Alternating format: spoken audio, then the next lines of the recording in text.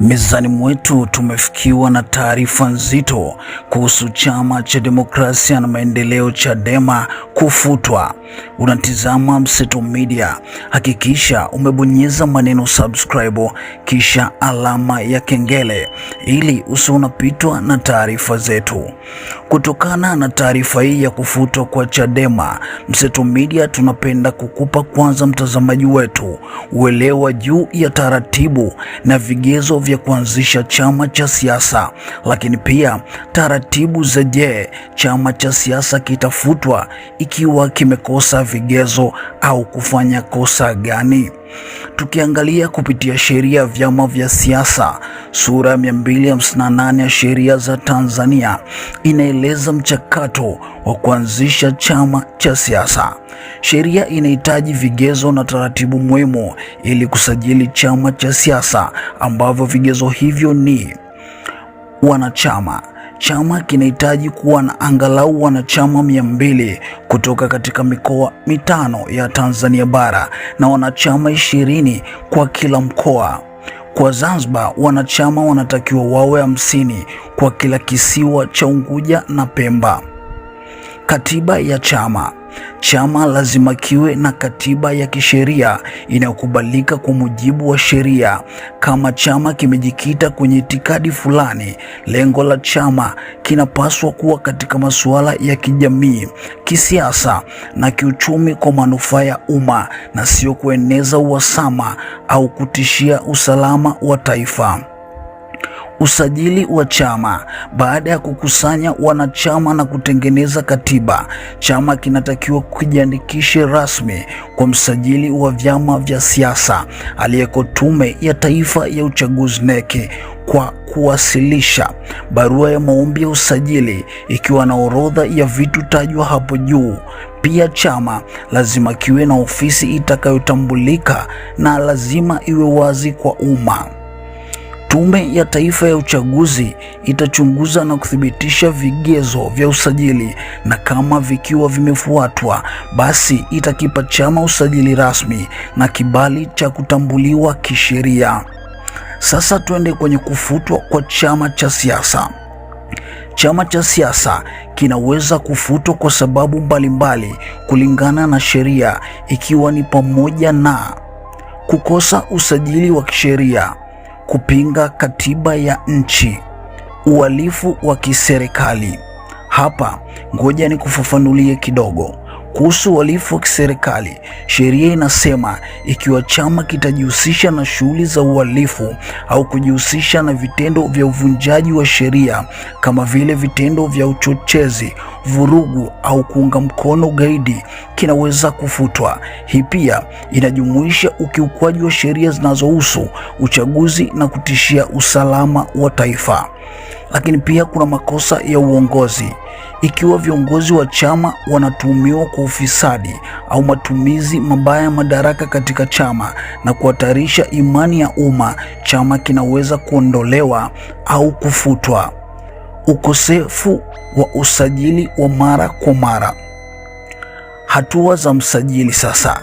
Ikiwa chama kimekiuka masharti haya, msajili wa vyama vya siasa kwa kushirikiana na Tume ya Taifa ya Uchaguzi NEC anaweza kuamua kufuta chama kwa mujibu wa sheria. Hata hivyo, kuna haki ya rufaa kwa Mahakama ya Rufaa ya Tanzania.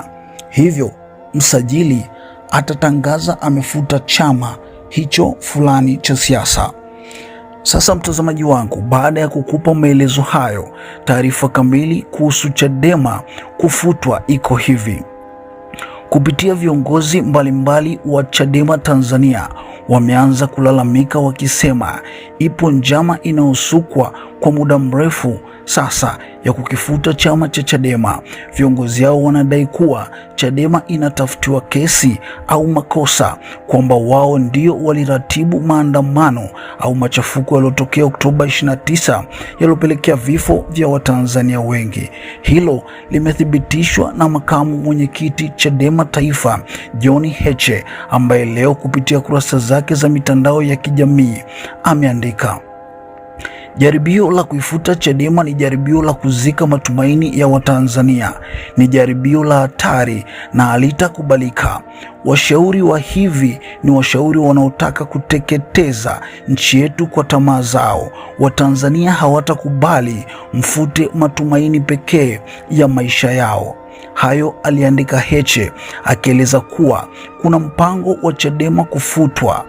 Lakini chini ya posti ya Heche, mtu anayejulikana kama Yeriko Nyerere, ambaye yeye alikuwa zamani ni mwanachama wa Chadema lakini baadaye akahamia Chauma, alikomenti na kuandika: kama tume ya uchaguzi ikithibitisha pasina shaka yoyote kwamba chama chenu kilihusika katika jaribio la mapinduzi la tarehe 29 Oktoba 2025 lililopelekea mauaji makubwa ambalo wewe na Lissu mliliratibu na kuliongoza vema, basi hakuna namna inayoweza kuzuia chama chenu kisifutwe, na wewe na wenzio mtakabiliwa na mkono wa sheria kwa kesi ya uhaini. Msijifiche kwenye msamaha wa wahanga.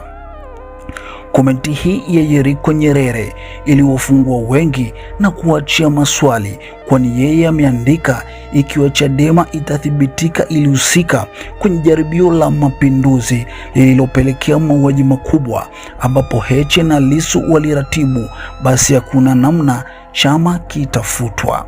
Sasa wapo wanaojiuliza, Heche na Lissu waliratibu vipi wakati Lissu alikuwa ndani miezi kadhaa kabla? Hayo wanaandika Watanzania huko mitandaoni, na mimi nanukuu tu.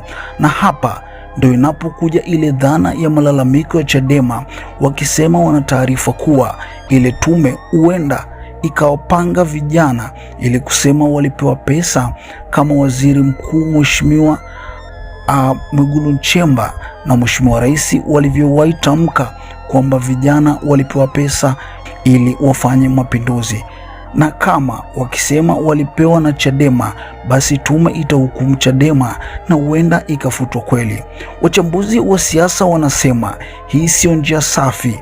Hata kama siasa zimekuwa ngumu au upande fulani umeshindwa kupambana kwa hoja, haipaswi kufika huko, kwani huenda kuna chama kinaona Chadema ndio tatizo kwao, na kikifuta nchi itatulia na kuongozwa kama wao wanavyoonelea. Je, wewe una maoni gani, mtazamaji wangu, juu ya taarifa hii? Ikitokea Chadema ikafutwa, siasa za Tanzania zitaishia wapi? Au unahisi nini kitafuata? Weka komenti yako hapo chini na sisi tutasoma. Hii ni Mseto Media. Hakikisha umesubscribe, comment, like na kushare. Mseto Media, we connect everywhere.